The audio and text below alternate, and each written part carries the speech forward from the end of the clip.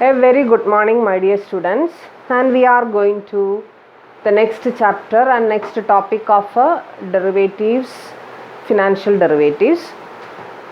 And കഴിഞ്ഞ ക്ലാസ്സിൽ നമ്മൾ പഠിച്ചത് എന്തുകൊണ്ടാണ് ഡെറിവേറ്റീവ് മാർക്കറ്റുകൾ ഇംപ്രൂവ് ചെയ്തത്, ഡെവലപ്പ് ചെയ്തത്, എന്തൊക്കെയായിരുന്നു അതിൻ്റെ പിന്നിലുള്ള റീസൺസ് അല്ലേ?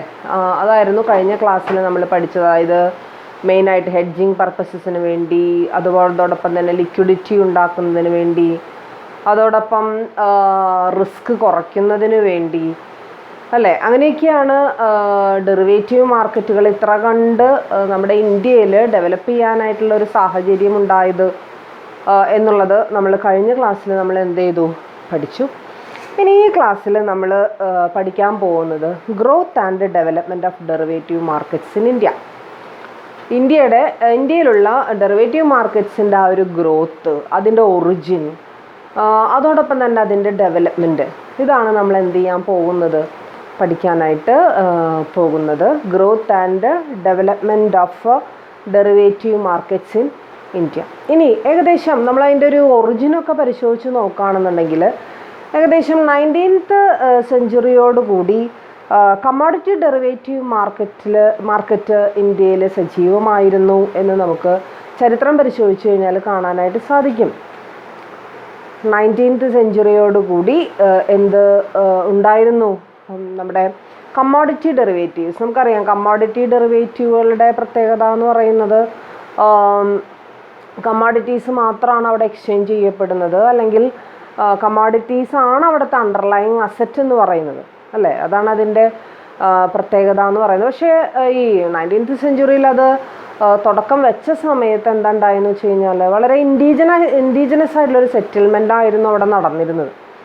ഇൻഡിജിനസ് സെറ്റിൽമെൻ്റ് എന്ന് പറയുമ്പോൾ ഒരു നാഷണലൈസ്ഡ് അല്ലാത്ത അല്ലെങ്കിൽ സ്റ്റാൻഡേർഡൈസ്ഡ് അല്ലാത്ത ഒരു സെറ്റിൽമെൻറ്റ് രീതിയായിരുന്നു അവിടെ നിലവിലുണ്ടായിരുന്നത് എന്നുള്ളതായിരുന്നു അതിൻ്റെ ഒരു പ്രത്യേകത എന്ന് പറയുന്നത്. അതായത് ഒന്നുകൂടെ തെളിച്ചു പറയുകയാണെന്നുണ്ടെങ്കിൽ സ്റ്റോക്ക് എക്സ്ചേഞ്ചുകളിലൂടെ ആയിരുന്നില്ല കമ്മോഡിറ്റി ഡെറിവേറ്റീവ്സിൻ്റെ ട്രാൻസാക്ഷൻസ് നടന്നിരുന്നത്. അതുകൊണ്ടാണ് അത് നാഷണലൈസ്ഡ് ആയിരുന്നില്ല, അതോടൊപ്പം തന്നെ സ്റ്റാൻഡേർഡൈസ്ഡ് ആയിരുന്നില്ല എന്നൊക്കെ നമ്മൾ എന്ത് ചെയ്യുന്നത്, പറയുന്നത്. ഓക്കെ, അപ്പോൾ ഇതായിരുന്നു ഇതിൻ്റെ തുടക്കം, ഡെറിവേറ്റീവുകളുടെ തുടക്കം എന്ന് പറയുന്നത്. പറയുകയാണെന്നുണ്ടെങ്കിൽ പണ്ട് കാലം മുതലേ ഡെറിവേറ്റീവ്സിൻ്റെ ഒരു ചെറിയ ഉത്ഭവം ഉണ്ടായിരുന്നു എന്ന് പറയപ്പെടുന്നുണ്ടെങ്കിലും നമുക്ക് സയൻറ്റിഫിക് ആയിട്ടുള്ള തെളിവുകളൊന്നും തന്നെ ലഭിക്കാത്തത് കൊണ്ട് അതിനൊരു പ്രൂഫ് നമുക്ക് തരാനായിട്ട് സാധിക്കില്ല. അതേസമയം 19th സെഞ്ച്വറി മുതലുള്ള കമ്മോഡിറ്റി ഡെറിവേറ്റീവ്സുകളുടെ ഇൻഡിജിനസ് സെറ്റിൽമെൻറ്റുകൾക്ക് നമുക്ക് തീർച്ചയായിട്ടും എന്ത് കൊടുക്കാനായിട്ട് സാധിക്കും, പ്രൂഫുണ്ട്. അത് വെരിഫൈ ചെയ്യാനായിട്ട് അതുകൊണ്ടാണ് 19th സെഞ്ച്വറി മുതൽ മാത്രം നമ്മളത് എന്ത് ചെയ്തിട്ടുള്ളത്, സ്റ്റാർട്ട് ചെയ്തിട്ടുള്ളത്. ഇനി അത് കഴിഞ്ഞ് ഏകദേശം ഒരു 2003 കൂടിയിട്ടാണ്, 2003 ഇപ്പോൾ വളരെ റീസെൻ്റ് ആയിട്ടുള്ളൊരു ഒറിജിനാണ്. 2003 കൂടിയിട്ടാണ് നാഷണലൈസ്ഡ് ആയിട്ടുള്ള ഒരു കമ്മോഡിറ്റി ഡെറിവേറ്റീവുകളുടെ, അതായത് സ്റ്റോക്ക് എക്സ്ചേഞ്ചിലൂടെ കമ്മോഡിറ്റി ഡെറിവേറ്റീവ്സ് ട്രാൻസാക്ട് ചെയ്യുന്ന ആ ഒരു രീതിയിലേക്ക് നമ്മൾ എന്ത് ചെയ്തിട്ടുള്ളൂ, വന്നിട്ടുള്ളൂ.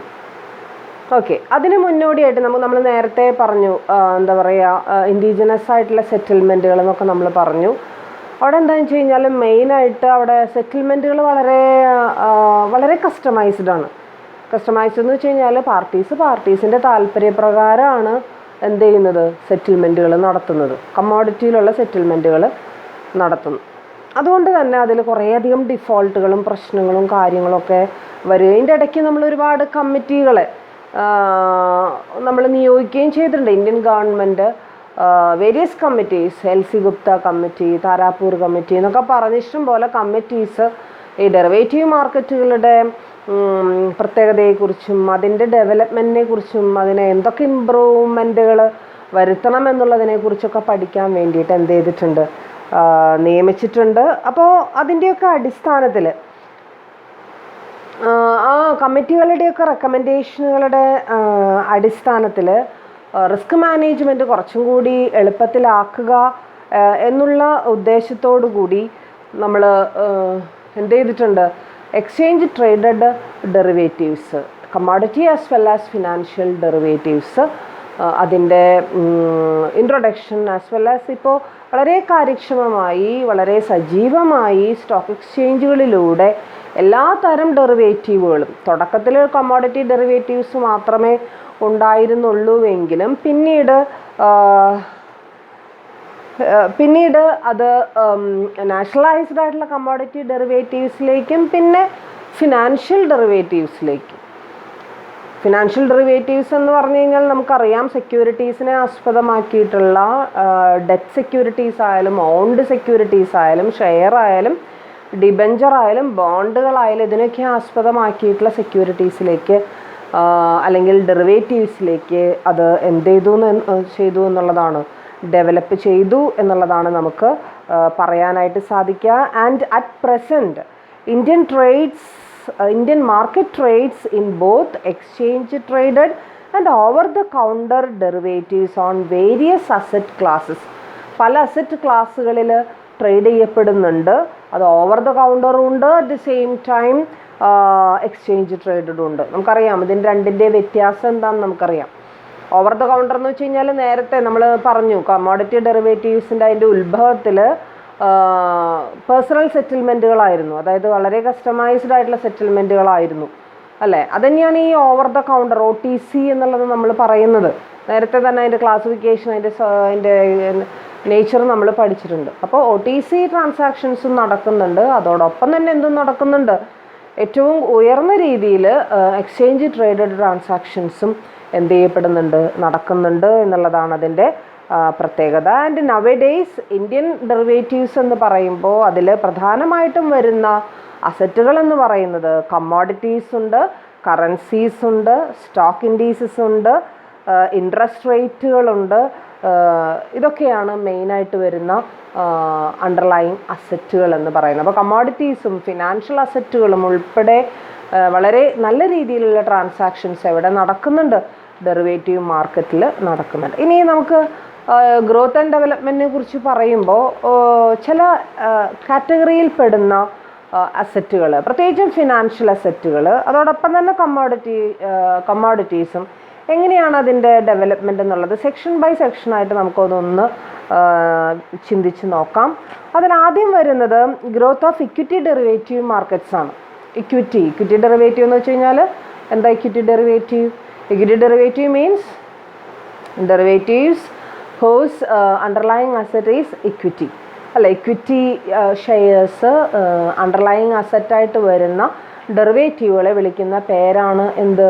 Equity derivatives. ഇനി അതിൻ്റെ ഗ്രോത്ത് എങ്ങനെയായിരുന്നു, എന്താണ് അവിടെ സംഭവിച്ചത്, എന്താണ് അവിടെ ഡെവലപ്മെൻറ്റ് നടന്നിട്ടുള്ളത് എന്നുള്ളത് നമുക്ക് നോക്കാം. India joined the league of exchange traded equity derivatives in June 2000. June 2000 league of exchange traded equity derivatives trade ചെയ്യുന്ന സ്റ്റോക്ക് എക്സ്ചേഞ്ചുകളുടെ ലീഗ്, അതിൻ്റെ ഒരു അസോസിയേഷൻ.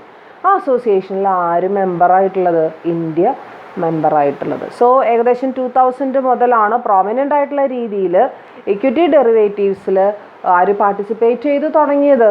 ഇന്ത്യ പാർട്ടിസിപ്പേറ്റ് ചെയ്ത് തുടങ്ങിയത്. ആൻഡ് രണ്ട് സ്റ്റോക്ക് എക്സ്ചേഞ്ചുകളിലും, നമ്മുടെ ഇന്ത്യയിലുള്ള പോപ്പുലർ ആയിട്ടുള്ള 2 സ്റ്റോക്ക് എക്സ്ചേഞ്ചുകളിലും കാര്യമായിട്ടുള്ള ട്രേഡിംഗ് നടന്നിരുന്നു. പ്രത്യേകിച്ചും BSE സെൻസിറ്റീവ് ഇൻഡെക്സ്, സെൻസെക്സിനെ ബേസ് ചെയ്തിട്ടുള്ള ഇക്വിറ്റി ഡെറിവേറ്റീവ് നമുക്കറിയാം. BSEയിലെ ബോംബെ സ്റ്റോക്ക് എക്സ്ചേഞ്ചിലെ ഇൻഡെക്സ് ആയിട്ടുള്ള സെൻസെക്സ് എന്ന് പറയുന്ന ഇൻഡെക്സിനെ ബേസ് ചെയ്തുകൊണ്ടുള്ള ഇൻഡെക്സ് ഫ്യൂച്ചേഴ്സ്, ഇൻഡെക്സ് ഓപ്ഷൻസ്, ഇതൊക്കെ എവിടെ ട്രേഡ് ചെയ്യപ്പെട്ടിരുന്നു? കൂടുതലായും ഇന്ത്യയിൽ ട്രേഡ് ചെയ്യപ്പെട്ടിരുന്നു. ഏകദേശം ജൂൺ 12, 2000 കൂടിയിട്ട്, ജൂൺ 12, 2000 തന്നെ നമ്മൾ ഈ ഒരു ഇക്വിറ്റി ബേസ്ഡ് ആയിട്ടുള്ള ഫ്യൂച്ചേഴ്സും അതോടൊപ്പം തന്നെ ഓപ്ഷൻസും ഇന്ത്യ എന്ത് ചെയ്തിട്ടുണ്ട്? ഇറക്കിയിട്ടുണ്ട്. അതിൻ്റെ ട്രേഡിങ് എവിടെ ആരംഭിച്ചിട്ടുണ്ട്? BSEയിൽ ആരംഭിച്ചിട്ടുണ്ട്. ആൻഡ് BSE കഴിഞ്ഞ് കഴിഞ്ഞാൽ NSEയിൽ 2000 BSEയിൽ സ്റ്റാർട്ട് ചെയ്തെങ്കിലും ഏകദേശം 2006 കൂടിയിട്ടാണ് NSEയിൽ ഇൻഡെക്സ് ഫ്യൂച്ചേഴ്സിൻ്റെ ട്രേഡിംഗ് എന്ത് ചെയ്തിട്ടുള്ളത്, ആരംഭിച്ചിട്ടുള്ളത്. പക്ഷേ അത് വളരെ പെട്ടെന്ന് ഡെവലപ്പ് ചെയ്യുകയും അതിൻ്റെ ഗ്രോത്ത് വളരെ പെട്ടെന്ന് സംഭവിക്കും. ഇപ്പോൾ ഏകദേശം ഒരു 97% ടോട്ടൽ ട്രേഡിങ്ങിൻ്റെ ഏകദേശം 97%ഉം എന്തുതന്നെയാണ് NSEയിൽ ഇക്വിറ്റി ഡെറിവേറ്റീവ്സിൻ്റെ ബേസ് ചെയ്തിട്ടുള്ള ട്രാൻസാക്ഷൻസ് ആയിട്ടാണ് പറയപ്പെടുന്നത്. തുടക്കത്തിൽ NSEയിൽ 10 crores അതായത് ഒരു ആവറേജ് ഡെയിലി നമ്മൾ കണക്കിലെടുക്കുന്ന സമയത്ത് 10 crores ഒരു ട്രാൻസാക്ഷൻ ആയിരുന്നു ഇക്വിറ്റി ബേസ്ഡ് ആയിട്ട് നടന്നിരുന്നത്. പക്ഷേ ഇപ്പോൾ നമ്മളത് കാൽക്കുലേറ്റ് ചെയ്യുന്ന സമയത്ത് ഏകദേശം 30,000 crores per day, per trading day, 30,000 crores ഒരു ദിവസം, ഒരു ട്രേഡിംഗ് ഡേയിൽ ഇക്വിറ്റി ഡെറിവേറ്റീവ്സിനെ മാത്രം ബേസ് ചെയ്തിട്ട് എന്ത് ചെയ്യുന്നുണ്ട്, നടക്കുന്നുണ്ട്. അപ്പോൾ വളരെ റീസെൻ്റ് ആയിട്ടുള്ളൊരു ഒറിജിനായിട്ട് കൂടി നമ്മൾ പറഞ്ഞു 2000-ലാണത് BSEയിൽ തുടങ്ങി വെച്ചിട്ടുള്ളത്. നമ്മൾ ആ ലീഗിൽ മെമ്പറായിട്ടുള്ളത് എന്ന് മാത്രമാണ് 2000-ൽ മാത്രമാണ്. ഇതിപ്പോൾ 2020 പക്ഷേ 20 കൊല്ലങ്ങൾ കൊണ്ട് തന്നെ നമ്മുടെ ഇന്ത്യ ഒട്ടാകെ പ്രത്യേകിച്ചും നമ്മുടെ പോപ്പുലർ ആയിട്ടുള്ള സ്റ്റോക്ക് എക്സ്ചേഞ്ചുകളായിട്ടുള്ള BSE ആൻഡ് NSEയിൽ വളരെ കാര്യമായിട്ടുള്ള തോതിൽ ഇക്വിറ്റി ഡെറിവേറ്റീവ്സിൻ്റെ ട്രാൻസാക്ഷൻസ് നടക്കുന്നുണ്ട് എന്നുള്ളത് വളരെയധികം ഡെവലപ്മെൻറ്റ് പ്രതീക്ഷിക്കുന്ന അല്ലെങ്കിൽ ഡെവലപ്മെൻറ്റ് കാണാനാകുന്ന ഒരു സംഭവമായിട്ട് നമുക്ക് എന്ത് ചെയ്യാം, കണക്കാക്കാം. ഇനി നമ്മൾ അടുത്ത ഗ്രോത്ത് നമ്മൾ കാണുന്നത് ഗ്രോത്ത് ഓഫ് കമ്മോഡിറ്റി ഡെറിവേറ്റീവ് മാർക്കറ്റ്സിലാണ്. നമ്മൾ പറഞ്ഞു നമ്മുടെ ഇന്ത്യയിൽ ഡെറിവേറ്റീവ്സ് എന്ന് പറയുന്ന ഒരു ട്രാൻസാക്ഷൻ അല്ലെങ്കിൽ ഡെറിവേറ്റീവ്സ് എന്ന് പറയുന്ന ഒരു കോൺട്രാക്റ്റുകൾ എൻ്റർ ചെയ്യപ്പെട്ടത് അല്ലെങ്കിൽ അതിന് തുടക്കം കുറിച്ച് തന്നെ കമ്മോഡിറ്റി ഡെറിവേറ്റീവ്സ് ആയിട്ടാണെന്ന് നമ്മൾ എന്ത് ചെയ്തു, പറഞ്ഞു അല്ലേ. ഈ കമ്മോഡിറ്റി ഡെറിവേറ്റീവ്സിൻ്റെ അതിൻ്റെ ട്രാൻസാക്ഷനുകളുടെ അതിൻ്റെ സെറ്റിൽമെൻറ്റുകളും കാര്യങ്ങളും ഒക്കെ നോക്കുന്ന ഒരു പ്രത്യേക ആക്റ്റാണ് അത് കൈകാര്യം ചെയ്യുന്നത്, അതിൻ്റെ മേൽനോട്ടം വഹിക്കുന്നത്. ഇന്ത്യയിലത് the forward contract regulation act, forward contract regulation act എന്ന് പറയുന്ന, അതായത് FCRA എന്നുള്ളതാണ് അതിൻ്റെ ചുരുക്കപ്പേര്. ആ ആക്റ്റാണ് കമ്മോഡിറ്റി ഡെറിവേറ്റീവ്സിൻ്റെ എല്ലാ കാര്യങ്ങളും അല്ലെങ്കിൽ എല്ലാ റെഗുലേഷൻസും എന്ത് ചെയ്യുന്നത്, നടത്തുന്നത്. അതേസമയം സാധാരണയായിട്ട് ഞാൻ നേരത്തെ പറഞ്ഞ പോലെ തന്നെ റീജിയണൽ ആയിട്ടുള്ള സെറ്റിൽമെൻറ്റുകൾ, കസ്റ്റമൈസ്ഡ് ആയിട്ടുള്ള സെറ്റിൽമെൻറ്റുകളൊക്കെ ആയിരുന്നു തുടക്കത്തിൽ എന്ത് ചെയ്തിരുന്നത്, സംഭവിച്ചിരുന്നത്. അതേസമയം നമ്മൾ പറഞ്ഞു 19th century കൂടി തന്നെ തുടങ്ങിയിട്ടുണ്ടെന്ന് നമുക്കറിയാം. അതേസമയം എന്തുണ്ടായെന്ന് വെച്ച് കഴിഞ്ഞാൽ ചില മാർക്കറ്റുകൾ കമ്മോഡിറ്റി റീജിയണലായിട്ടെന്ന് തന്നെ പറയുമ്പോൾ നമുക്ക് അതിന് ഏറ്റവും ബെസ്റ്റ് എക്സാമ്പിളായിട്ട് നമുക്ക് പറയാനായിട്ട് സാധിക്കുക കൊച്ചി പെപ്പർ എക്സ്ചേഞ്ച്, കൊച്ചിയിലുള്ള പെപ്പർ എക്സ്ചേഞ്ച് എന്ന് പറയുമ്പോൾ അത് കമ്മോഡിറ്റി ഡെറിവേറ്റീവ്സ് ട്രാൻസാക്ട് ചെയ്യപ്പെടാനുള്ളൊരു റീജിയണൽ ആയിട്ടുള്ളൊരു സെറ്റിൽമെൻ്റാണ് കൊച്ചി പെപ്പർ എക്സ്ചേഞ്ച് എന്ന് പറയുന്നത്. അതേസമയം ഒരു പ്രത്യേകത എന്ന് വെച്ച് കഴിഞ്ഞാൽ പെപ്പർ മാത്രമേ അവിടെ ട്രാൻസാക്ട് ചെയ്യാൻ പറ്റുള്ളൂ. പെപ്പറിനോട് റിലേറ്റഡ് ആയിട്ടുള്ള ഡെറിവേറ്റീവുകൾ മാത്രമേ നമുക്കവിടെ എന്ത് ചെയ്യാൻ പറ്റുള്ളൂ, ട്രാൻസാക്ട് ചെയ്യാനായിട്ട് സാധിക്കുള്ളൂ. അതുപോലെ തന്നെ സോയ എക്സ്ചേഞ്ചിന് ഇൻഡോറിലുള്ള സോയ എക്സ്ചേഞ്ച്, അപ്പോൾ സോയ സീഡ്സിലുള്ള ആ ഒരു ഇത് മാത്രമേ ഇവിടെ നടക്കുള്ളൂ. അവിടെ പെപ്പർ നമുക്ക് എന്ത് ചെയ്യാൻ പറ്റില്ല, കൊണ്ടുപോകാൻ പറ്റില്ല. പെപ്പർ മാത്രമേ നമുക്കറിയാം ഒരുപാട് commodities, precious metals, precious commodities, spices ഒക്കെ എന്തിൻ്റെ പരിധിയിൽ വരുന്നതാണ്, കമ്മോഡിറ്റീസിൻ്റെ പരിധിയിൽ വരുന്നതാണ്. അപ്പോൾ ഇൻഡോറിൽ നമ്മൾ സോയ മാത്രമേ എന്ത് ചെയ്യാൻ പറ്റുള്ളൂ, അതിൻ്റെ ഡെറിവേറ്റീവ്സ് മാത്രമേ ട്രേഡ് ചെയ്യപ്പെടാനായിട്ട് സാധ്യത. ഈ ഒരു ട്രെൻഡിന് മാറ്റം വന്നത് ആ ഒരു സിംഗിൾ കമ്മോഡിറ്റി അല്ലെങ്കിൽ സിംഗിൾ മാർക്കറ്റ് എന്നുള്ള ആ ഒരു രീതിക്ക് മാറ്റം വന്നത് എപ്പോഴാണ്, national commodities and derivative exchange and the multi commodity exchange, ഇങ്ങനെ രണ്ട് നേഷൻ വൈഡ്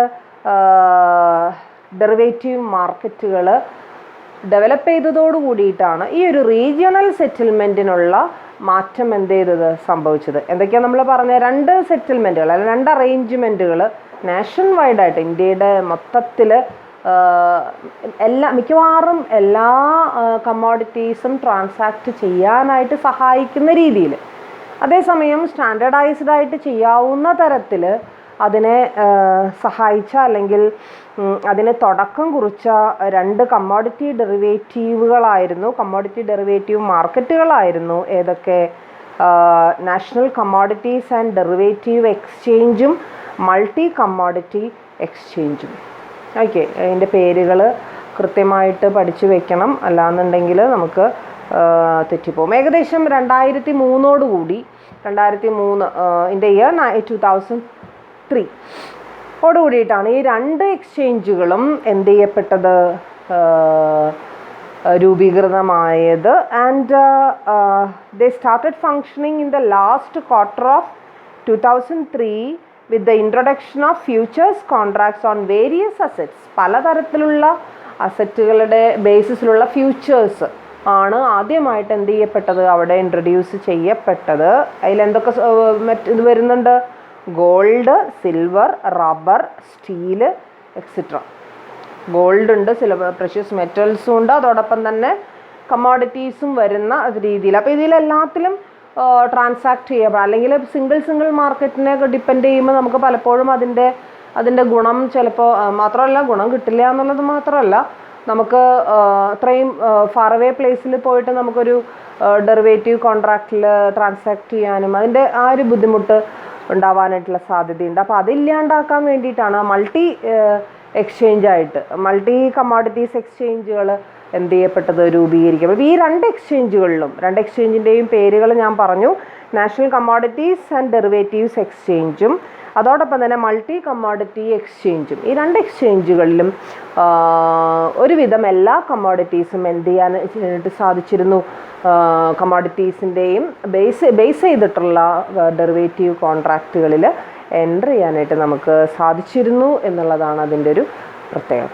അപ്പോൾ നമ്മൾ നേരത്തെ കണ്ടത് എന്തിൻ്റെ ഗ്രോത്താണ്? എക്വിറ്റി ഡെറിവേറ്റീവ്സിൻ്റെ ഗ്രോത്താണ്. ഇപ്പോൾ നമ്മൾ കണ്ടത് കമ്മോഡിറ്റി ഡെറിവേറ്റീവുകളുടെ ഗ്രോത്താണ്. ഇനി നമുക്ക് നോക്കേണ്ടത് growth of currency derivative market അല്ലേ. കറൻസി എന്താണ്? കറൻസി ഡെറിവേറ്റീവ് മാർക്കറ്റ് എന്തിനാണ്? കറൻസി ഡെറിവേറ്റീവ് എന്താണ്? കറൻസി ഡെറിവേറ്റീവ് എന്ന് നിങ്ങൾക്കറിയാം. എന്താ കറൻസി ഡെറിവേറ്റീവ്? കറൻസീനെ ബേസ് ചെയ്തിട്ടുള്ള ഡെറിവേറ്റീവ്. അത് ആർക്കാണ് ഈ കറൻസി ബേസ്ഡ് ആയിട്ടുള്ള ഡെറിവേറ്റീവ്സ് ആവശ്യം വരുന്നത്? ഇപ്പോൾ ഇൻഡിജിനസ് മാർക്കറ്റ് ചെയ്യുന്ന അല്ലെങ്കിൽ ഇൻഡിജിനസ് ട്രാൻസാക്ഷൻസ് നടത്തുന്ന ഒരു വ്യക്തിക്ക് അത് ആവശ്യമില്ല. പിന്നെ ആർക്കാണ് ആവശ്യമുള്ളത്?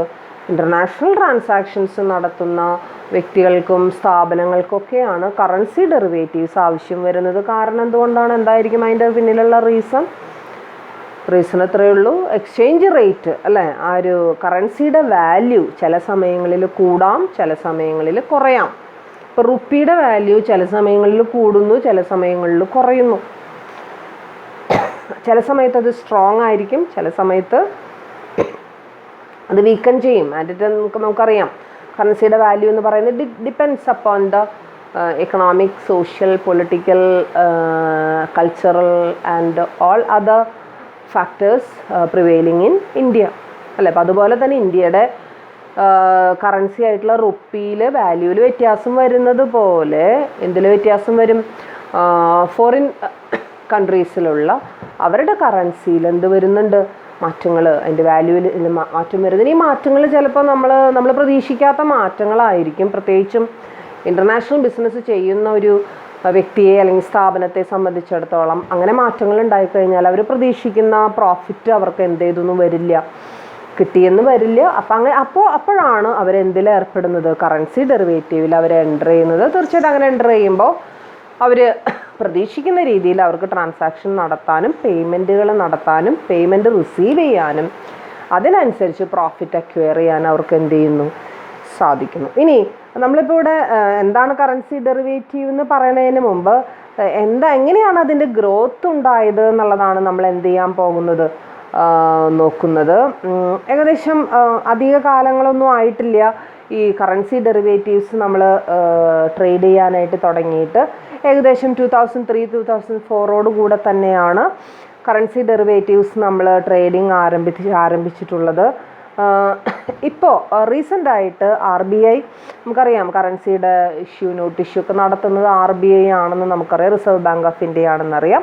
റിസർവ് ബാങ്ക് ഓഫ് ഇന്ത്യയുടെയും കൂടി പെർമിഷൻ ഇല്ലാതെ നമുക്ക് കറൻസി ഡെറിവേറ്റീവ്സ് ഒന്നും ഫങ്ഷൻ ചെയ്യാനായിട്ട് സാധിക്കില്ല. തീർച്ചയായിട്ടും RBIയുടെ അഭിപ്രായ പ്രകാരം RBIയുടെ സജഷനോടുകൂടി OTC കറൻസി ഡെറിവേറ്റീവ് മാർക്കറ്റുകൾ എന്ത് ചെയ്തിട്ടുണ്ട്, റീസെൻ്റായിട്ട് സ്റ്റാർട്ട് ചെയ്തിട്ടുണ്ട്. സോ നമ്മൾ എക്സ്ചേഞ്ചിൽ മാത്രം അത് ട്രേഡ് ചെയ്യപ്പെടാതെ OTC ആയിട്ടും അത് ഓവർ ദ കൗണ്ടറും അത് സെറ്റിൽമെൻറ്റുകൾ നടത്താം. നിങ്ങൾക്കറിയാം എങ്ങനെയാണ് സെറ്റിൽമെൻറ്റ്. നമ്മളൊന്ന് മിക്കവാറും കറൻസീസ് എക്സ്ചേഞ്ച് ഒക്കെ നമ്മൾ ഡിപ്പെൻഡ് ചെയ്യുന്നതാണ്. സോ അങ്ങനെയുള്ള മാർക്കറ്റിൽ ഇപ്പോൾ മാർക്കറ്റ് ആരംഭിക്കാം. മാർക്കറ്റ് വളരെ നല്ല രീതിയിൽ എന്ത് ചെയ്യുന്നുണ്ട്, പ്രവർത്തിക്കുന്നുണ്ട്. But however the business is concentrated with a limited number of market participants. അതേസമയം പാർട്ടിസിപ്പൻസ് എത്രത്തോളം ഉണ്ട്, എല്ലാവരും അതിൽ ഈ കറൻസി ഡെറിവേറ്റീവിൽ പാർട്ടിസിപ്പേറ്റ് ചെയ്യുന്നുണ്ടോ എന്ന് ചോദിച്ചു കഴിഞ്ഞാൽ നമുക്കത് പറയാം. അത്രയും ഫുൾ ഫ്ലെഡ്ജഡ് ആയിട്ടുള്ളൊരു രീതിയിലുള്ള കറൻസി ഡെറിവേറ്റീവ് മാർക്കറ്റ് എന്തുതന്നെയായാലും ഇന്ത്യയിൽ ഇല്ല എന്ന് നമുക്ക് പറയേണ്ടി വരും. അതോടൊപ്പം തന്നെ ഏറ്റവും പ്രധാനപ്പെട്ട പാർട്ടിസിപ്പൻസ് ആയിട്ട് അവിടെ വരുന്നത് ബാങ്കുകളും അതുപോലുള്ള ഫിനാൻഷ്യൽ സ്ഥാപനങ്ങളുമാണ്. ബാങ്കുകൾ എന്ന് പറയുമ്പോൾ international banks as well as local banks. അതെന്തുകൊണ്ടാണ് ഇൻ്റർനാഷണൽ ബാങ്കുകൾ വരുന്നത്? Mainly these depends on the value of currency അല്ലേ. ഇപ്പോൾ ഇൻ്റർനാഷണൽ ബാങ്കിങ് എന്ന് പറയുമ്പോൾ അവർക്ക് കറൻസിയുടെ പേയ്മെൻറ്റും റെസീപ്റ്റൊക്കെ ആവശ്യമായിട്ട് വരുന്നത് കൊണ്ട് തന്നെയാണ് അവർ ഏറ്റവും കൂടുതൽ കറൻസി ഡെറിവേറ്റീവുകളെ എന്ത് ചെയ്യുന്നത്, ആശ്രയിക്കുന്നത്. Okay, so that's A growth of currency derivative markets and the business in currency derivatives is expected to grow in the near future. വലിയൊരു ഡെവലപ്മെൻറ്റ് അവിടെ ഗ്രോത്ത് അവിടെ നടന്നിട്ടില്ലെങ്കിൽ കൂടി ഇനിയും അത് ഡെവലപ്പ് ചെയ്യും, ഇനിയും അതിൽ ഗ്രോത്ത് ഉണ്ടാവും എന്നുള്ളതൊക്കെയാണ് നമ്മുടെ പ്രതീക്ഷ എന്ന് പറയുന്നത്. ആൻഡ് നെക്സ്റ്റ് ഫോർത്ത് പോയിൻ്റായിട്ട് നമ്മൾ അനലൈസ് ചെയ്യാനായിട്ട് പോകുന്നത് growth of interest rate derivative markets. Interest rate derivative market എന്താണ്? കറൻസി ഡെറിവേറ്റീവുകളെ പോലെ അവിടെ ഇൻട്രസ്റ്റ് റേറ്റ് ഡെറിവേറ്റീവുകൾ ഉണ്ട് എന്ന് നമ്മൾ പഠിച്ചിരുന്നു. അല്ല, എന്താണ് ഇൻട്രസ്റ്റ് റേറ്റിനെ ബേസ് ചെയ്തിട്ടുള്ള ലോണായിരിക്കാം അല്ലെങ്കിൽ ഡെപ്പോസിറ്റ് ആയിരിക്കാം. ഇതിൻ്റെ ഇൻട്രസ്റ്റ് റേറ്റുകളെ ബേസ് ചെയ്തുകൊണ്ടുള്ള ഡെറിവേറ്റീവുകൾ അല്ലേ. നമ്മളതിൽ ചെറിയൊരു എക്സാമ്പിൾ നമ്മളന്ന് പഠിച്ചിരുന്നു. ഫ്ലോട്ടിംഗ് ഇൻട്രസ്റ്റും അതോടൊപ്പം തന്നെ ഫിക്സഡ് ഇൻട്രസ്റ്റും. ഈ രണ്ട് ഇൻട്രസ്റ്റും അങ്ങോട്ടും ഇങ്ങോട്ടും എക്സ്ചേഞ്ച് ചെയ്യുന്ന, പ്രത്യേകിച്ച് സ്വാപ്പൊക്കെ പഠിക്കുന്ന സമയത്ത് നമ്മളങ്ങനെ ഒരു ഇൻട്രസ്റ്റ് റേറ്റ് ഡെറിവേറ്റീവുകളെ കുറിച്ച് എന്ത് ചെയ്തിട്ടുണ്ട്, പഠിച്ചിട്ടുണ്ട്. And the NSE introduced trading in cash settled interest rate futures in the year 2003.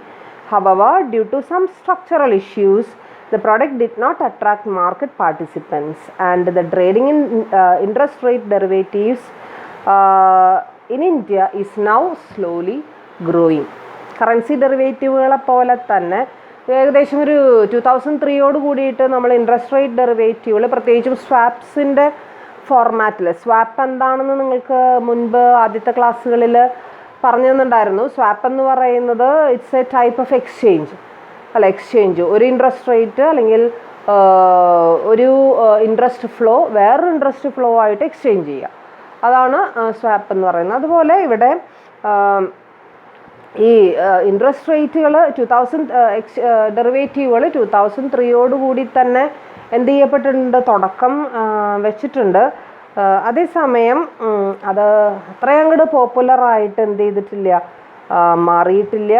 ഒരുപാട് സ്ട്രക്ചറൽ ഇഷ്യൂസ് അതിന് നേരിടേണ്ടി വന്നിട്ടുണ്ട്.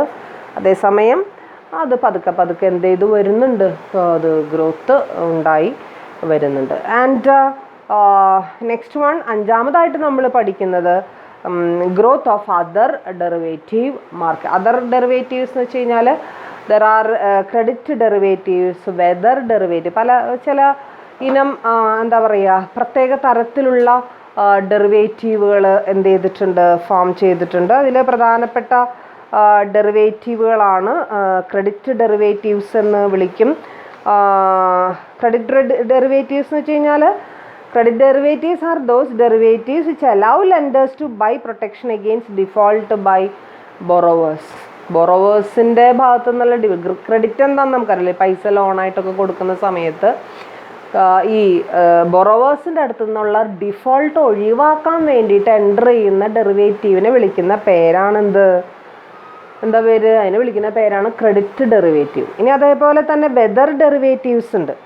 എന്താണ് വെതർ ഡെറിവേറ്റീവ്സ്? അത് ഈ വെതർ ഡെറിവേറ്റീവ്സ് എന്ന് പറയുന്നത് these are the derivatives entered into or these are the contracts entered into by the party to reduce the risk associated with adverse or unexpected weather conditions.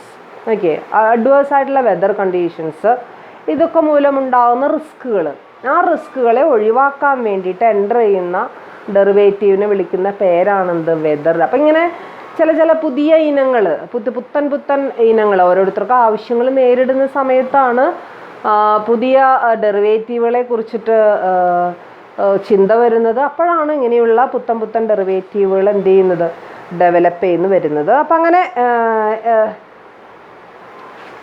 നമ്മുടെ growth analyse ചെയ്യുന്ന സമയത്ത് ഇതുപോലുള്ള പുതിയ ആശയങ്ങൾ, പുതിയ സംഭവങ്ങൾ എന്ത് ചെയ്തു വന്നിട്ടുണ്ട്. നമ്മുടെ ഇപ്പോൾ ഏറ്റവും റീസെൻ്റ് ആയിട്ടുള്ള ഇയേഴ്സിൽ അങ്ങനെയുള്ള ഡെറിവേറ്റീവുകൾ നമ്മൾ ആരംഭം കുറിച്ചിട്ടുണ്ട്. അതൊക്കെ പതുക്കെ നമ്മൾ വരും വർഷങ്ങളിൽ അതിൻ്റെയൊക്കെ ഡെവലപ്മെൻറ്റും ഗ്രോത്തും ഒക്കെ നമുക്ക് എന്ത് ചെയ്യാനായിട്ട് സാധിക്കും, അനലൈസ് ചെയ്യാനായിട്ട് സാധിക്കും. അപ്പോൾ ഇത്രയും 5 ഹെഡിങ്ങുകളായിട്ടാണ് നമ്മൾ growth and development of financial derivatives അല്ലെങ്കിൽ ഡെറിവേറ്റീവ് മാർക്കറ്റ്സ് ഇൻ ഇന്ത്യ നമ്മൾ എന്ത് ചെയ്തത്, അനലൈസ് ചെയ്തത്. അതിൽ ഫസ്റ്റ് നമ്മൾ ഇക്വിറ്റി ഡെറിവേറ്റീവ്സിൻ്റെ കാര്യമാണ് കണ്ടത്. രണ്ടാമത് നമ്മൾ കമ്മോഡിറ്റി ഡെറിവേറ്റീവ്സിൻ്റെ കാര്യം കണ്ടു. മൂന്നാമത് നമ്മൾ കണ്ടത് കറൻസി ഡെറിവേറ്റീവ്സിൻ്റെ കാര്യമാണ്. നാലാമത് നമ്മൾ കണ്ടത് ഇൻട്രസ്റ്റ് റേറ്റ് ഡെറിവേറ്റീവ്സിൻ്റെ കാര്യമാണ്. അഞ്ചാമത് പുതിയ അതർ ഡെറിവേറ്റീവ്സ് എന്ന് പറഞ്ഞ ഒരു പുതിയ ഇനം ഡെറിവേറ്റീവുകളുടെ ആവിർഭാവവും അതിൻ്റെ ഡെവലപ്മെൻറ്റുകളും നമ്മൾ എന്ത് ചെയ്തു, കണ്ടു. സോ ഇനി നമുക്ക് കാണാനുള്ളത് exchange traded financial derivatives in India. Exchange traded financial derivatives in India for risk management. Risk മാനേജ്മെൻറ്റിന് വേണ്ടിയിട്ട് ഏതൊക്കെ തരത്തിലുള്ള എക്സ്ചേഞ്ച് ട്രേഡഡ് ഡെറിവേറ്റീവുകൾ, നമുക്കറിയാം എക്സ്ചേഞ്ച് ട്രേഡഡ് ഡെറിവേറ്റീവ് എന്ന് വെച്ചാൽ എന്താ അർത്ഥം, എക്സ്ചേഞ്ചിലൂടെ അതായത് സ്റ്റോക്ക് എക്സ്ചേഞ്ചുകളിലൂടെ ട്രേഡ് ചെയ്യപ്പെടുന്ന ഡെറിവേറ്റീവുകൾ എന്നാണ് എക്സ്ചേഞ്ച് ട്രേഡഡ് ഡെറിവേറ്റീവ്സ് എന്ന് വെച്ച് കഴിഞ്ഞാൽ അർത്ഥം. അതിന് മുമ്പ് അപ്പം എന്തായിരുന്നു സ്ഥിതി? അപ്പോൾ എക്സ്ചേഞ്ചിലൂടെ അല്ലായിരുന്നു ഡെറിവേറ്റീവുകളുടെ ട്രാൻസാക്ഷൻ. എങ്ങനെയായിരുന്നു ട്രാൻസാക്ഷൻ? അതിന് നമ്മൾ വിളിക്കുന്ന പേരാണെന്ത്, over the counter, indigenous settlement അല്ലേ, ലോക്കലായിട്ടുള്ള സെറ്റിൽമെൻറ്റുകൾ, പാർട്ടികളുടെ താല്പര്യത്തിനനുസരിച്ച് തോന്നിയ പോലെയുള്ള ട്രാൻസാക്ഷൻസുകളിൽ എൻട്രി, അങ്ങനെയൊക്കെയായിരുന്നു എന്തെന്ന് പറയുന്നത്, സിസ്റ്റം എന്ന് പറയുന്നത്. എക്സ്ചേഞ്ച് ട്രേഡഡ് എന്ന് പറഞ്ഞു കഴിഞ്ഞാൽ നമ്മൾ നേരത്തെ തന്നെ കണ്ടു, ഏകദേശം ഒരു 2000 മാടോടുകൂടി അല്ലെങ്കിൽ 2003-2004 വർഷങ്ങളിലോട് കൂടിയിട്ടാണ് ഈ എക്സ്ചേഞ്ച് ട്രേഡഡ് ഡെറിവേറ്റീവ്സ് ഒക്കെ വളരെ പ്രോമിനൻ്റ് ആയിട്ട് എന്ത് ചെയ്യാനായിട്ട് തുടങ്ങിയത്, വർക്ക് ചെയ്യാനായിട്ട് തുടങ്ങിയത്. അന്ന് അതിന് മുമ്പത്തെ സിസ്റ്റം എന്തായിരുന്നു എന്ന് വെച്ച് കഴിഞ്ഞാൽ ഒരു ബാദല സിസ്റ്റം എന്ന് പറഞ്ഞിട്ടൊരു സിസ്റ്റം നിലനിന്നിരുന്നു. ബാദല സിസ്റ്റം എന്ന് പറഞ്ഞിട്ടുണ്ടെങ്കിൽ നമുക്കറിയാം it's a system of prolonging the positions. The positions means the long position and short position without actually holding the asset. Asset actually കൈവശം വെക്കാതെ തന്നെ നമ്മുടെ പൊസിഷൻസ്, ലോങ് പൊസിഷൻ ആയാലും ഷോർട്ട് പൊസിഷൻ ആയാലും പ്രൊലോങ് ചെയ്യിക്കുന്ന, അതൊന്നും കൂടി നീട്ടിക്കൊണ്ടുപോകുന്ന ഒരു സ്ഥിതിവിശേഷത്തിനെ വിളിക്കുന്ന പേരാണ് എന്ത്, ബാദല. അതൊരു തരികിട പണിയാണ് ബാദല സിസ്റ്റം എന്ന് പറയുന്നത്. അതിൻ്റെ പ്രത്യേകത എന്താണെന്ന് വെച്ച് കഴിഞ്ഞാൽ നമുക്കറിയാം ഈ അവിടെ BSEയുടെ ട്രേഡിംഗ് ഡേയ്സ് എന്ന് പറഞ്ഞു കഴിഞ്ഞാൽ അത് തിങ്കൾ മുതൽ വെള്ളി വരെയുള്ള ദിവസങ്ങളിലാണ് BSEയുടെ ട്രേഡിംഗ് ഡേയ്സ്. അതേസമയം NSEയുടെ ട്രേഡിംഗ് ഡേയ്സ് എന്ന് പറയുന്നത് വെനസ്ഡേ ടു ട്യൂസ്ഡേ ആണ്. Wednesday to Tuesday. അപ്പോൾ തീർച്ചയായിട്ടും ഇവരുടെ ട്രേഡിംഗ് ഡേയ്സിൽ തന്നെ കാര്യമായിട്ടുള്ളൊരു അന്തരമുള്ളത് തന്നെയായിട്ട് നമുക്ക് കാണാനായിട്ട് സാധിക്കും അല്ലേ. ഒരെണ്ണത്തിന് തിങ്കൾ മുതൽ വെള്ളി വരെ, അടുത്തതിൻ്റെ ബുധനാഴ്ച മുതൽ അടുത്ത ചൊവ്വാഴ്ച വരെ അല്ല. അപ്പം അങ്ങനെയാണൊരു ഡേറ്റുകൾ വരുന്നത്, അല്ലെങ്കിൽ അങ്ങനെയാണ് ദിവസങ്ങൾ വരുന്നത്. അപ്പം അങ്ങനെ ആ ദിവസങ്ങൾ വരുമ്പോൾ ഇതിൻ്റെ ഇടയിൽ കാര്യമായിട്ടുള്ള മാറ്റങ്ങൾ ചിലപ്പോൾ എന്തിൽ വന്നു എന്ന് വരും, ഫിനാൻഷ്യൽ അസറ്റുകളുടെ പ്രൈസിങ്ങിൽ വന്നു എന്ന് വരാം. അപ്പോൾ അങ്ങനെ വരുമ്പോഴായിരിക്കും ഓൾറെഡി ഡെറിവേറ്റീവ് കോൺട്രാക്റ്റിൽ എൻ്റർ ചെയ്തിട്ടുള്ള ആൾക്കാർ എന്ത് ചെയ്യുന്നത്, ആ സാഹചര്യത്തിൻ്റെ ഒരു അഡ്വാൻറ്റേജ് എടുക്കുക എന്നുള്ള ഉദ്ദേശത്തോടു കൂടി ഈ ഒരു ബാദ്ല സിസ്റ്റം എന്ന് പറയുന്ന ആ ഒരു സിസ്റ്റത്തിൽ എന്ത് ചെയ്യുന്നത്, ഏർപ്പെടുന്നത്. And if the investors think that the price of a particular share is expected to go up or down, he could participate in the possible fluctuation of the share without giving or taking delivery. അല്ലേ, അയാൾ വിചാരിക്കുകയാണ് ഇപ്പോൾ BSEയിലായിരിക്കും അയാൾ trade ചെയ്തിട്ടുണ്ടാവുക, കോൺട്രാക്റ്റിൽ enter ചെയ്തിട്ടുണ്ടാവുക. പക്ഷേ NSEയിലത്തെ ഇത് നോക്കുന്ന സമയത്ത് അവിടെ കാര്യമായിട്ടുള്ളൊരു മാറ്റം, ചിലപ്പോൾ അതൊരു പ്രൈസിൻ്റെ ഇൻക്രീസ് ആയിരിക്കാം അല്ലെങ്കിൽ പ്രൈസിൻ്റെ ഡിക്രീസ് ആയിരിക്കാം. അപ്പോൾ വിൽക്കാമെന്ന് വിചാരിച്ച ആൾ ആക്ച്വലി എന്ത് ചെയ്യില്ല, വിൽക്കില്ല. വാങ്ങാമെന്ന് കോൺട്രാക്റ്റിൽ എൻ്റർ ചെയ്തിട്ടുള്ള ആൾ ആക്ച്വലി എന്ത് ചെയ്യില്ല, വാങ്ങില്ല. അയാൾ എന്ത് ചെയ്യും, ആ ഒരു പൊസിഷൻ, അയാളുടെ ഇപ്പോൾ ആയിരിക്കുന്ന പൊസിഷൻ അയാൾ ഇങ്ങനെ പ്രൊലോങ് ചെയ്യിപ്പിക്കും. അതവർ തമ്മിലുള്ള പാർട്ടീസ് തമ്മിലുള്ള ഒരു അഡ്ജസ്റ്റ്മെൻ്റാണ്. ആ ഒരു അഡ്ജസ്റ്റ്മെൻറ്റിന് വിളിക്കുന്ന പേരാണ് എന്ത്, ബാദ്ല സിസ്റ്റം എന്ന് പറയുന്നത്. ഈ ബാദ്ലയിൽ ബാദ്ല എന്ന് പറയുന്നൊരു സ്പെഷ്യൽ കോൺട്രാക്റ്റാണ്, ആൾക്കാർ തമ്മിലുള്ളൊരു എഗ്രിമെൻ്റാണ്. ആ എഗ്രിമെൻറ്റ് ഞാൻ നേരത്തെ പറഞ്ഞു, അതൊരു ലീഗൽ അല്ലാത്തൊരു എഗ്രിമെൻ്റാണ്. പിന്നീട് അത് സെബി വന്നപ്പോൾ, അല്ലേ, സെബി എന്ന് പറയുന്ന ഓർഗനൈസേഷൻ സെക്യൂരിറ്റീസ് എക്സ്ചേഞ്ചുകളുടെ മേൽനോട്ടത്തിന് വേണ്ടിയിട്ട് വന്ന സമയത്ത് അത് എന്ത് ചെയ്യുകയും ചെയ്തിട്ടുണ്ട്, അത് ബാൻ ചെയ്യുകയും ചെയ്തിട്ടുണ്ട്. ബാദ്ല സിസ്റ്റം പിന്നീട് അത് എന്ത് ചെയ്തു, ബാൻ ചെയ്തു. അതൊരു അൺസ്ക്രൂപ്പലസ് ആയിട്ടുള്ളൊരു വഴിയാണ് എന്ന് മനസ്സിലാക്കിക്കൊണ്ട് തന്നെ അത് എന്ത് ചെയ്യപ്പെട്ടു, ബാൻ ചെയ്യപ്പെട്ടു കഴിഞ്ഞു. ഇനി ഈ ഒരു എഗ്രിമെൻറ്റിൽ എൻ്റർ ചെയ്യുമ്പോൾ ഒരു ചെറിയൊരു കമ്മീഷൻ കൊടുക്കണം, എൻ്റെ ബ്രോക്കേഴ്സിന് കമ്മീഷൻ കൊടുക്കേണ്ടി വരും. ആ കമ്മീഷൻ അല്ലെങ്കിൽ ആ ഒരു ചാർജിനെ വിളിക്കുന്ന പേര് എന്ത് തന്നെയാണ്, ബാദ്ല എന്ന് തന്നെയാണ്. അതുകൊണ്ടാണ് ആ ബാദ്ല സിസ്റ്റം എന്ന് പറയുന്ന ഒരു സിസ്റ്റമായിട്ട് അതിനെന്ത് ചെയ്യുന്നത്. അപ്പോൾ നമുക്ക് പ്രോഫിറ്റ് ഉണ്ടാക്കുക എന്നുള്ള ഉദ്ദേശത്തോടു കൂടി നമ്മുടെ ആക്ച്വലായിട്ടുള്ള ഒരു അല്ലെങ്കിൽ സ്മൂത്ത് ഫങ്ഷനിങ് ഓഫ് സ്റ്റോക്ക് മാർക്കറ്റിനെ ഹിൻഡർ ചെയ്യുന്നൊരു പ്രക്രിയയായിരുന്നു എന്തെന്ന് പറയുന്നത്, ബാദ്ല. അപ്പം ഇങ്ങനത്തെ ബാദ്ല സിസ്റ്റത്തിൻ്റെയൊക്കെ ബേസിസിലായിരുന്നു തുടക്കം മുതലുള്ള നമ്മുടെ എന്തെന്ന് പറയുന്നത്, പ്രത്യേകിച്ചും കമ്മോഡിറ്റി മാർക്കറ്റുകളും ഒക്കെ എന്ത് ചെയ്തിരുന്നത്, പ്രവർത്തിച്ചിരുന്നത്. പിന്നീട് മാത്രമല്ല നമുക്കറിയാം ഫോർവേഡ് കോൺട്രാക്റ്റുകളെ കുറിച്ച് നമുക്കറിയാം. ഫോർവേഡ് കോൺട്രാക്റ്റുകളുടെ പ്രത്യേകത എന്ന് പറയുന്നത് അത് സ്റ്റോക്ക് എക്സ്ചേഞ്ചുകളിൽ ട്രേഡ് ചെയ്യപ്പെടുന്ന കോൺട്രാക്റ്റുകളല്ല എന്ന് നമ്മൾ നേരത്തെ തന്നെ പഠിച്ചിട്ടുണ്ട്. ശരിക്കും അല്ലെങ്കിൽ ഫിനാൻഷ്യൽ ഡെറിവേറ്റീവുകളെ ആകെ നമ്മൾ 4 ഭാഗമായിട്ട് തിരിച്ചിട്ടുണ്ട്. അതിൽ ഫോർവേഡ്സ് ഉണ്ട്, ഫ്യൂച്ചേഴ്സ് ഉണ്ട്, ഓപ്ഷൻസ് ഉണ്ട്, സ്വാപ്സ് ഉണ്ട്.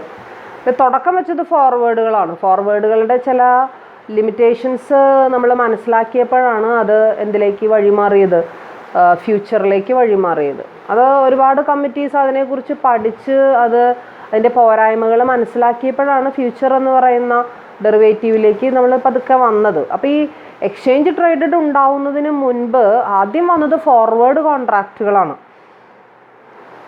എക്സ്ചേഞ്ച് ട്രേഡഡ് എന്ന് പറയുന്നത് തീർത്തും വളരെ റീസെൻ്റായിട്ട് വന്നിട്ടുള്ള നമ്മൾ പറഞ്ഞു 2003 2004 കാലഘട്ടത്തിലൊക്കെയാണ് അത് എന്ത് ചെയ്തിട്ടുള്ളൂ, വന്നിട്ടുള്ളൂ. അപ്പോൾ അതിന് മുന്നോടിയായിട്ട് അവിടെ ഫോർവേഡ് കോൺട്രാക്ട്സുകൾ ഉണ്ടായിരുന്നു. Forward contracts are not exchange traded derivatives and it prevailed mostly on the stock exchanges at Mumbai, Ahmedabad, Kolkata and now on NSE in the name of ALBM, automated lending and borrowing mechanism. Okay, അപ്പോൾ ഈ forward കോൺട്രാക്റ്റുകൾ എന്ന് പറയുന്നത് എക്സ്ചേഞ്ചിലൂടെ trade ചെയ്യപ്പെടുന്നതല്ല. അതേസമയം എക്സ്ചേഞ്ചുകളെ ചുറ്റിപ്പറ്റി അല്ലെങ്കിൽ over the counter എന്നൊക്കെ പറയുന്നത് അതുകൊണ്ട് തന്നെയാണ്. പ്രത്യേകിച്ചും മുംബൈ, അഹമ്മദാബാദ്, കൊൽക്കട്ട എന്നീ എക്സ്ചേഞ്ചുകളുടെ ഇന്ത്യയിലുള്ള ഫേമസ് ആയിട്ടുള്ള എക്സ്ചേഞ്ചുകളാണ്. എക്സ്ചേഞ്ചുകളുടെയൊക്കെ അകമ്പടിയോട് കൂടിയിട്ടാണ് ഫോർവേഡ് കോൺട്രാക്റ്റുകളുടെ നടന്നിട്ടുള്ളത്, ട്രാൻസാക്ഷൻസ് നടന്നിട്ടുള്ളത്. അതോടൊപ്പം തന്നെ ബാദ്ല സിസ്റ്റത്തിലുള്ള അറേഞ്ച്മെൻറ്റുകളും ഒരുപാട് എന്ത് ചെയ്തിരുന്നു, നടന്നിരുന്നു. അപ്പോഴാണ് ഇതിൻ്റെയൊക്കെ ഒരു ഇൻകൺവീനിയൻസ്, ഇതിൻ്റെയൊക്കെ ഒരു ഡീമെറിറ്റ്സ് കണക്കിലെടുത്തുകൊണ്ടാണ് നമ്മുടെ ഗവൺമെൻറ് ഓഫ് ഇന്ത്യ 1996 സെബിയുടെ നേതൃത്വത്തിൽ ഒരു കമ്മിറ്റിയെ എന്ത് ചെയ്തിട്ടുള്ളത്, രൂപീകരിച്ചിട്ടുള്ളത് under the chairmanship of doctor LC Gupta. Doctor LC ഗുപ്തയുടെ നേതൃത്വത്തിൽ ഒരു കമ്മിറ്റിയെ രൂപീകരിക്കുകയും the committee had conducted wide market survey of brokers, mutual funds, banks, FIIs and merchant banks, and the committee found that there is all pervasive recognition of the need for derivative products on equity, debt and currency. And in March 1998 the committee submitted its report. That report is strongly favored the introduction of financial derivatives, and at the same time RBI appointed committee on capital account convertibility, and the committee also expressed the view that time is ripe for introduction of futures in currencies and interest rates to facilitate various users to have access to wide spectrum of cost efficient hedge mechanism than the existing system of forward contracts. അപ്പോൾ നമ്മൾ India സെബിയുടെ നേതൃത്വത്തിൽ appoint ചെയ്തിട്ടുള്ള LC Gupta കമ്മിറ്റിയും അതോടൊപ്പം തന്നെ RBI appoint ചെയ്തിട്ടുള്ള കമ്മിറ്റിയും, ആ കമ്മിറ്റിയുടെ പേര് committee on capital account convertibility എന്നുള്ളതാണ്. Committee on capital account convertibility. ഈ രണ്ട് കമ്മിറ്റീസും സ്ട്രോങ് ആയിട്ട് സജസ്റ്റ് ചെയ്തത് എന്തിൻ്റെ ഇൻട്രൊഡക്ഷനാണ്? നല്ലൊരു ഫിനാൻഷ്യൽ ഡെറിവേറ്റീവ് മാർക്കറ്റിൻ്റെ ഇൻട്രൊഡക്ഷൻ അവിടെ വേണമെന്ന് പറഞ്ഞ് അവരെന്ത് ചെയ്തു, വാദിച്ചു. അതോടൊപ്പം തന്നെ അവർ പറഞ്ഞു, അതായത് ഫോർവേഡ് കോൺട്രാക്റ്റുകളുടെ കാലം കഴിഞ്ഞുവെന്നും RBIയുടെ സജഷനായിട്ട് അല്ലെങ്കിൽ നമ്മുടെ RBI അപ്പോയിൻ്റ് ചെയ്തിട്ടുള്ള കമ്മിറ്റിയുടെ സജഷനായിട്ട് പറയുന്നത് ഇറ്റ്സ് ഓൾറെഡി ടൈം റൈപ്പ് എന്ന് വെച്ച് കഴിഞ്ഞാൽ എന്താർത്ഥം, പാകമായി, സമയം ആയിക്കഴിഞ്ഞു. എന്ത് ഇൻട്രൊഡ്യൂസ് ചെയ്യാൻ? ഫ്യൂച്ചേഴ്സ് ഇൻട്രൊഡ്യൂസ് ചെയ്യാൻ. എന്തിനു വേണ്ടിയിട്ടാണ് ഫ്യൂച്ചേഴ്സ് ഇൻട്രൊഡ്യൂസ് ചെയ്യുന്നത്?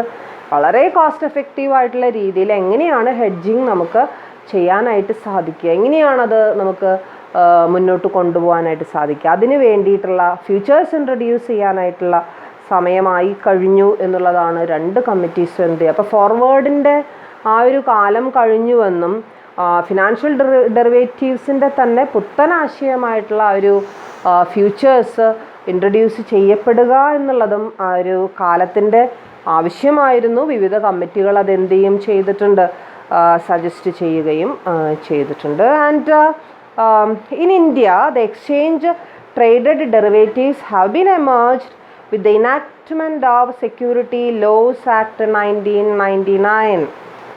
1990 ഈ കമ്മിറ്റീസിൻ്റെയൊക്കെ കാലഘട്ടത്തിന് ശേഷം അവരുടെ റിപ്പോർട്ട് സബ്മിറ്റ് ചെയ്തിട്ടുള്ള 1998 LC ഗുപ്ത കമ്മിറ്റിയുടെ റിപ്പോർട്ട് സബ്മിറ്റ് ചെയ്തിട്ടുള്ളത്. അതിനുശേഷം 1999 ഒരു പുതിയൊരു ആക്ടിന് ഇന്ത്യൻ ഗവൺമെൻറ് എന്ത് ചെയ്തു, രൂപം കൊടുത്തു. ആ ആക്ടിൻ്റെ പേരായിരുന്നു securities laws act.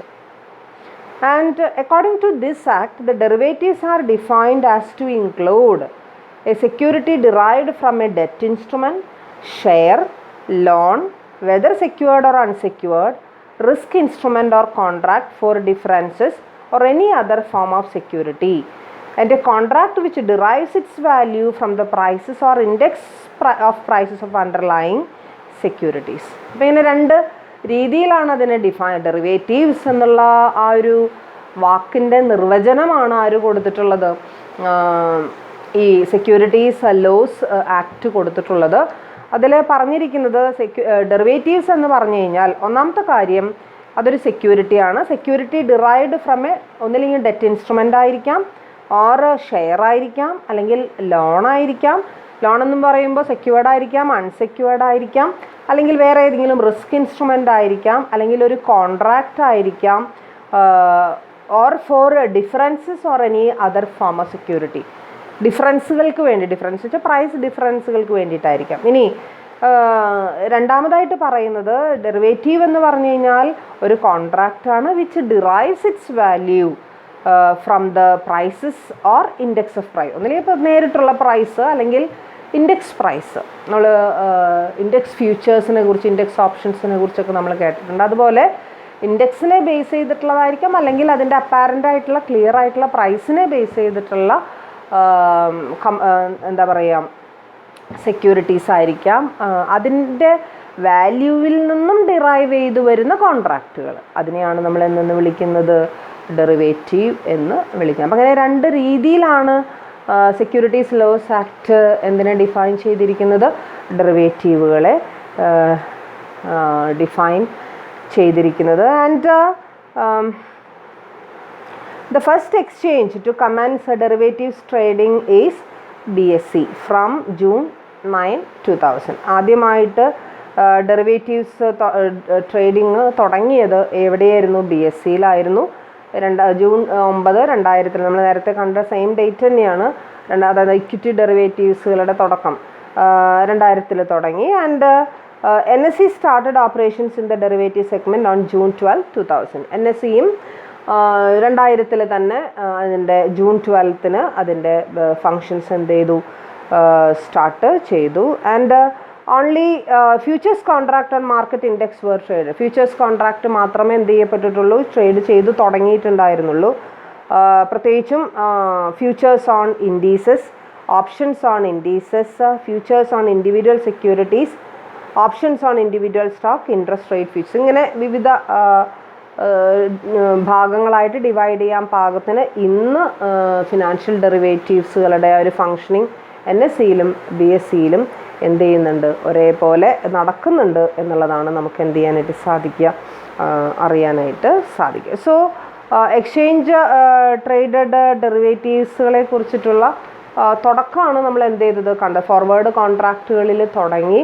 LC Gupta committee, likewise committee appointed by RBI, ഇവരുടെ സജഷൻസോട് കൂടി ആദ്യമായിട്ട് ഫ്യൂച്ചേഴ്സ് കോൺട്രാക്റ്റ് അല്ലെങ്കിൽ ഫ്യൂച്ചേഴ്സ് ഡെറിവേറ്റീവ് മാർക്കറ്റുകൾ എന്ത് ചെയ്യുകയും അതിൻ്റെ ഫുൾ ഫ്ലെഡ്ജഡ് സെക്യൂരിറ്റി അല്ലെങ്കിൽ സ്റ്റോക്ക് എക്സ്ചേഞ്ചുകളെ ബേസ് ചെയ്തിട്ടുള്ള മാർക്കറ്റുകൾ ആവിർഭവിക്കുകയും അതിനോടനുബന്ധിച്ച് നടന്നിട്ടുള്ള NSEയുടെയും BSEയുടെയും കാര്യമായിട്ടുള്ള കോപ്പറേഷനോട് കൂടിയിട്ട് അതിന് തുടക്കം കുറിക്കുകയും ചെയ്തു എന്നുള്ളതാണ് നമ്മൾ വിലയിരുത്തുന്നത്. ഇനി ബാക്കി ഉള്ള അതിൻ്റെ ഡെവലപ്മെൻറ്റ്, ഇനിയും അതിൻ്റെ ബാക്കി ഭാഗങ്ങൾ എന്ത് ചെയ്യുന്നുണ്ട്, അതിൻ്റെ ഗ്രോത്ത് ഡെവലപ്മെൻറ്റ് വരുന്നുണ്ട്. അത് നമുക്ക് അടുത്ത ക്ലാസ്സിൽ എന്ത് ചെയ്യാം, ചർച്ച ചെയ്യാം. And now we can conclude this class. Thank you.